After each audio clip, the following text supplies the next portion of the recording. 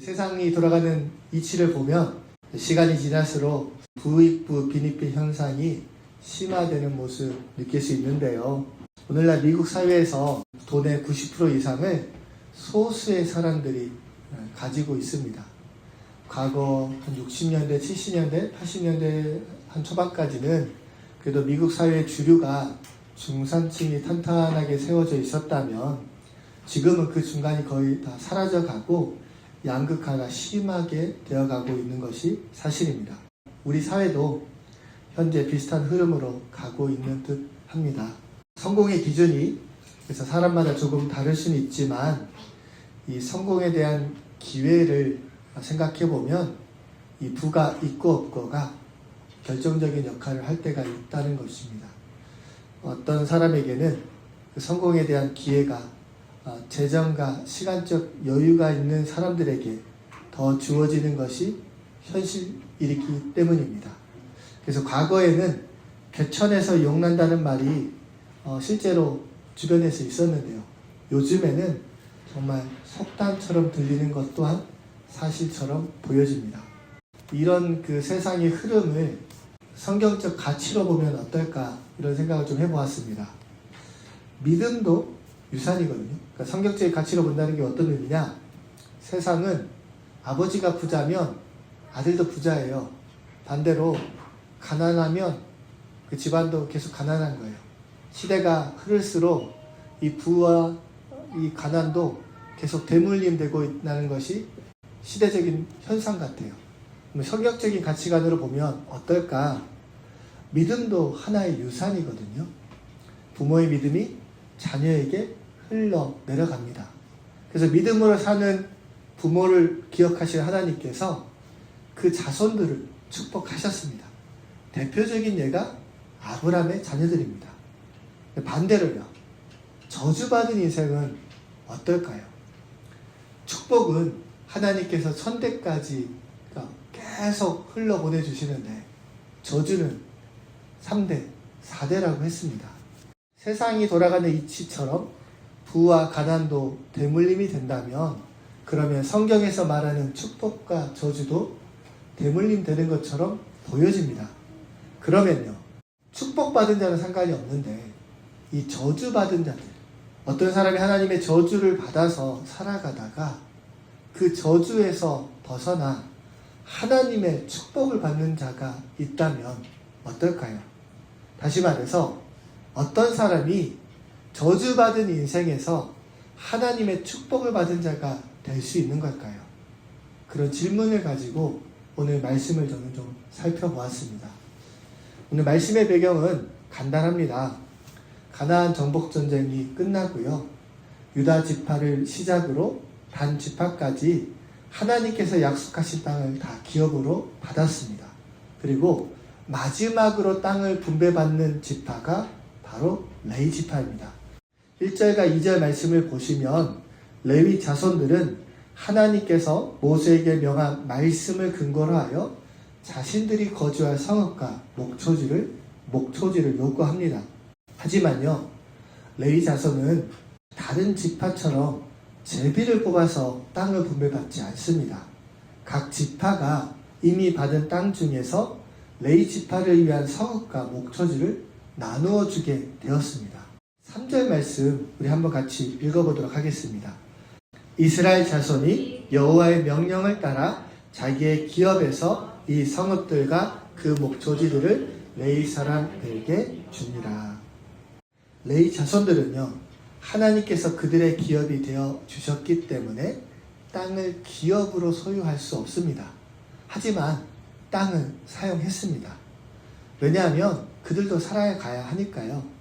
살아갈 때 필요한 양식, 또 제단에 드리는 가축들을 위한 목초지가 필요했기 때문입니다. 다만 레위 지파 사람들은 다른 지파처럼 모여 살지 않고요.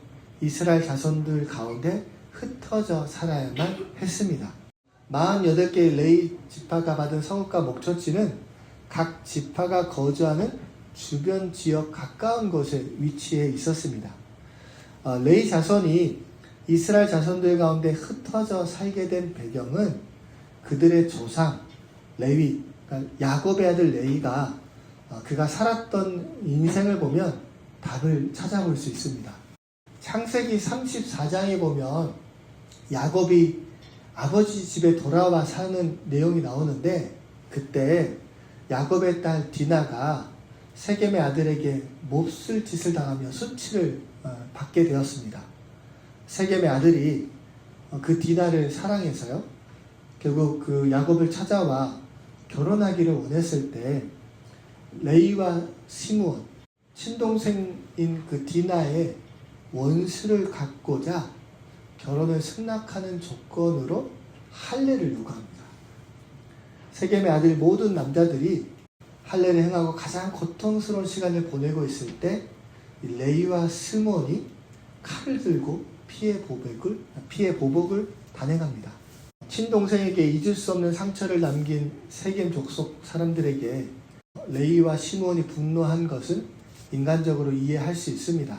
하지만 동생이 받은 수치를 폭력으로 피로 갚는 행위는 하나님 앞에서 정당화될 수는 없었습니다. 그래서 야곱이 죽기 전에 12아들 축복할 때요, 이 레이와 시므온은 다음과 같은 예언의 말씀을 받게 됩니다. 창세기 49장 5절과 7절에 나와 있는데, 그 가운데 제가 일부분만 읽어드릴게요. 시므온과 레이는 형제여 그들의 칼은 폭력의 도구로다. 시므온과 레이는 같은 운명이라는 거예요. 그들의 칼로 폭력의 도구를 사용했고, 그 결과가 무엇이냐면 그들의 혈기대로 소의 발목과 힘줄을 끊었도다. 그 노여움이 혹독하니 저주를 받을 것이요 분기가 맹렬하니 저주를 받을 것이라. 내가 그들을 야곱 중에서 나누며 이스라엘 중에서 흩으리로다. 야곱이 축복이 아닌 저주를 했다는 사실을 알 수 있습니다. 야곱의 입술에서 나온 말이지만 실제적으로는 하나님의 말씀입니다. 그리고 그 말씀대로 시므온 자손은 유다 지파 중에서 흩어져서 몇 개의 성읍을 기업으로 받게 되었고요. 레위 자손 역시 이스라엘 전체 지파 가운데 흩어져 살게 되었습니다. 레위 자손들이 이스라엘 중에 흩어져 살게 된 이유는 그들의 조상 레위가 자기의 분노대로 피해 보복을 행함으로 하나님의 저주를 받아 이스라엘 중에 흩어져 사는 운명이 된 겁니다. 여러분, 어떻게 생각하세요? 세상 돌아가는 이치를 보면 그렇잖아요. 어떤 사람이 행한 과거의 실수와 잘못으로 인해서 현재 고난을 받는 경우가 가끔 있습니다. 비슷하게 부모의 범죄로 인해서 자녀들까지도 고통받기도 합니다. 성경에서도 이와 같이 비슷한 사례가 있습니다. 또 이런 말씀도 있죠. 아버지가 신 포도를 먹음으로 아들의 이가 시게 되었다. 하지만요, 하나님은 선으로 악을 이기시는 분입니다.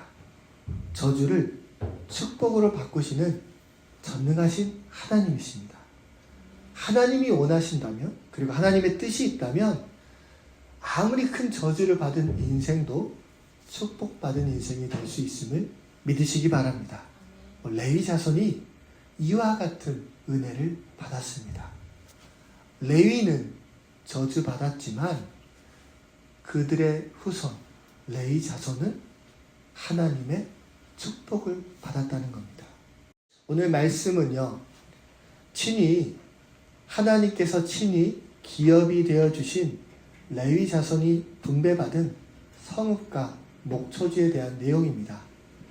그래서 여호수아서 21장 41절을 참고해보면 레위 지파 사람들이 받은 성읍은 총 48개입니다. 그 가운데는 6개의 도피성도 있고요. 목초지도 동일하게 받았습니다. 오늘 말씀 한번 보실까요? 20장 4절 말씀만 한번 같이 읽어보도록 할게요. 그앗 가족을 위하여 제비를 꼬았는데 레위 사람 중 제사장 아론의 자손들은 유다 지파와 시므온 지파와 베냐민 지파 중에서 제비 뽑은 대로 열세 성읍을 받았고 4절과 6절, 7절에 나와 있는 그핫, 게르손, 무라리는요, 이 레위의 세 아들입니다. 그러니까 이 세 아들의 후손들이 레위 지파로서 하나님의 축복을 지금 누리고 있다는 걸 오늘 말씀을 통해서 우리가 볼 수 있습니다. 비록 야곱의 저주대로 이스라엘 중에 흩어져 살게 된 레위의 자손들이지만 하나님께서 그들을 축복하셔서 하나님께서 친히 그들의 기업이 되어주셨다는 사실입니다. 여기서 질문을 한 가지 제가 말씀을 준비하면서 가져보았어요. 문제되는 게 아니고 질문이었습니다. 레위 자손에게 어떤 일이 있었기에 하나님께서 저주를 축복으로 바꿔주셨을까요? 우리가 생각할 때 저주받은 인생이 어떻게 하면 하나님 앞에서 축복받은 인생이 될까요? 세상 이치로 따지면 이런 거예요. 가난한 인생이 어떻게 해야 부자가 된 건가?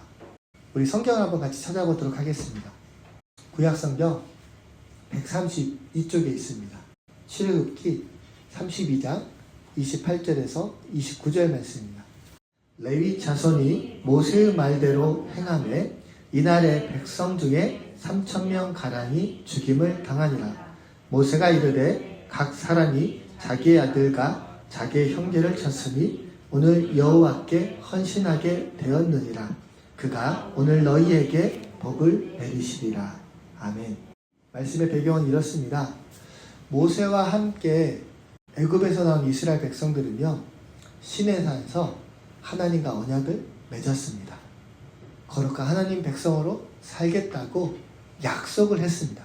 그런데요, 시내산에서 하나님과 모세가 대면하고 있는 동안에 이스라엘 자손들 아론이 만든 금송아지 앞에, 우상 앞에 절하며 그들을 숭배했습니다.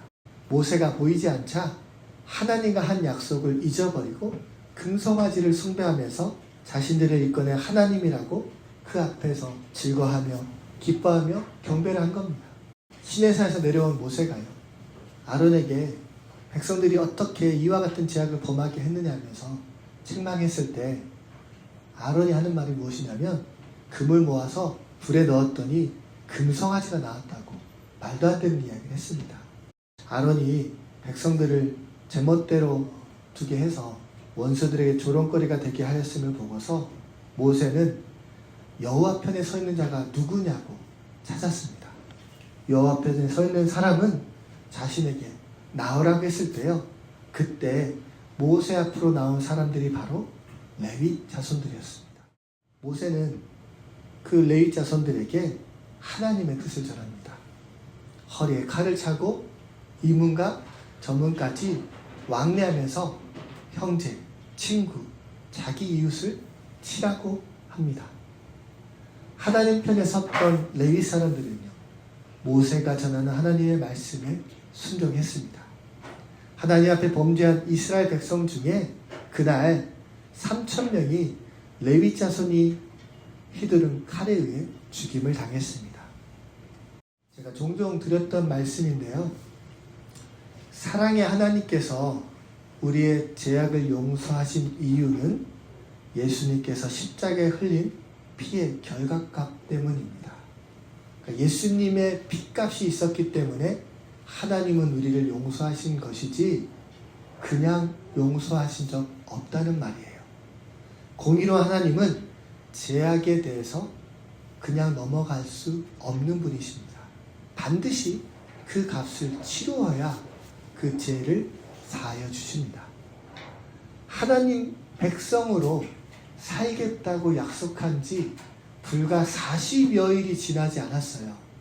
모세가 보이지 않자 이스라엘 백성들 금송아지를 하나님으로 숭배하면서 하나님을 저버린 겁니다. 그들의 죄악에 대해서 레위 사람들은 칼을 들고 하나님 말씀 앞에 순종하며 그 값을 치르게 했습니다.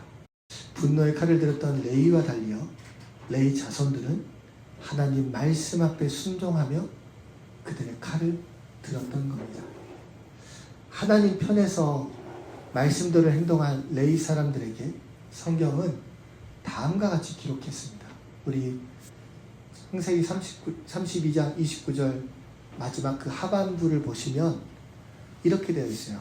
오늘 여호와께 헌신하게 되었느니라. 뭐라고요? 오늘 여호와께 헌신하게 되었느니라. 되었다. 되었다는 건 수동태라는 의미예요. 하나님께서 레위 지파 사람들의 그 헌신을, 그러니까 그들의 믿음의 행위를 헌신했다고 표현하지 않았어요. 헌신했다라는 말은 이런 거예요. 내가 무엇을 했다. 다시 말해서 내가 무엇을 하나님께 드렸다라고 볼 수 있다면, 헌신하게 되었다라는 건 드려졌다는 의미예요. 그러니까 여호와께 헌신하게 되었다. 하나님께 드려졌다. 레위인이 구별되어졌다라는 것을 의미합니다. 레위 사람들이 보여준 믿음에 대해서 하나님은 그들의 헌신을 받으시고 레위인들을 구별되이 여겨주셨다는 거예요. 이 말씀을 들으시면서요, 어떤 분들은 그 레위 사람들이 보여준 믿음에 대해 어찌 가족을 버리고 이웃과 형제를 칠 수 있는가라고 생각하면서요, 그런 도덕과 윤리적인 관점으로 말씀을 보게 되면 마음이 좀 어려울 수 있습니다. 그런 관점에서, 그러니까 윤리와 도덕의 기준으로 말씀을 보면 우리가 이해할 수 없는 부분이 대부분이에요. 믿음으로 하나님의 말씀을 받아야 됩니다. 믿음의 눈으로 하나님을 바라보는 것처럼 말씀은 믿음으로 받아야 우리에게 은혜가 임할 수 있습니다. 그 믿음은 무엇입니까? 하나님 말씀대로 사는 것, 하나님 편에 사는 것이 바로 믿음입니다. 성경을 보면요, 분명하게 알 수 있는 한 가지 사실이 있어요. 언제나 하나님이 이스라엘 백성들을 먼저 사랑해 주셨고, 반대로 언제나 이스라엘 백성들이 먼저 하나님을 버립니다. 하나님을 배신하는 건 언제나 이스라엘 백성이 먼저였습니다. 하나님이 그들을 먼저 택해 주시고 먼저 사랑하여 주셨고 조건 없이 백성 삼아 주셨음에도 불구하고 그들은 하나님을 언제나 먼저 버렸습니다. 금송아지를 숭배하며 하나님이라고 즐거워했던 이스라엘 백성과 달리 레위 자손들은 하나님 편에 서 있었습니다. 믿음은 하나님 편에 서는 겁니다. 하나님 편에서 사는 것이 바로 믿음으로 사는 인생입니다. 여러분, 누가 뭐라 해도요, 끝까지 하나님 편에 살아야 됩니다. 하나님 편에서 사는 자에게 하나님은 그들의 삶의 모습을 보시고 은혜와 사랑으로 화답해 주실 것을 믿습니다. 저와 여러분, 끝까지 하나님 편에 살아가는 귀한 인생 될 수 있기를 주님의 이름으로 축원드립니다. 그리고요, 이 출애굽기 32장 29절 또 마지막 을 보시면 그 헌신되었느니라 이후에 나와 있는 내용 보시면요, 그가 오늘 너희에게 복을 내리시리라고 말씀되어 있습니다. 그들이 받은 복, 그러니까 레위 사람들이 받은 복이 무엇이냐면 하나님께서 친히 그들의 기업이 되어주신 겁니다. 하나님께서 친히 기업이 되어주신 것, 복이라고 믿으신다면 여러분, 우리는 이 은혜를 누리고 있다고 저는 믿습니다. 레위 자손이요, 하나님 편에서 드린 그 헌신을 하나님께서는 기억하시고 축복하셔서 구별된 인생, 하나님의 집을 섬기는 직분을 감당하게 하셨고, 오늘 말씀을 보면 그 은혜를 따라 그들은 성읍과 목초지를 받게 됩니다. 저와 여러분도 마찬가지입니다. 예수님을 구주로 믿음으로 하나님께서 택하신 족속, 왕같은 제사장, 거룩한 나라요 그의 소유가 된 백성이 되었습니다. 자기 아들을 희생제물로 삼아주시고 우리를 구원하시기를 작정하신 그 하나님의 사랑과 은혜를 받은 구별된 인생이 되었습니다. 어둠의 자식에서 빛의 자녀가 되었잖아요. 우리에게 주신 그 은혜와 사랑을 기억하면서 내게 주신 그 직분, 그 사명대로 하나님 앞에서 하나님 편에서 끝까지 살아갈 수 있기를 주님의 이름으로 축원드립니다.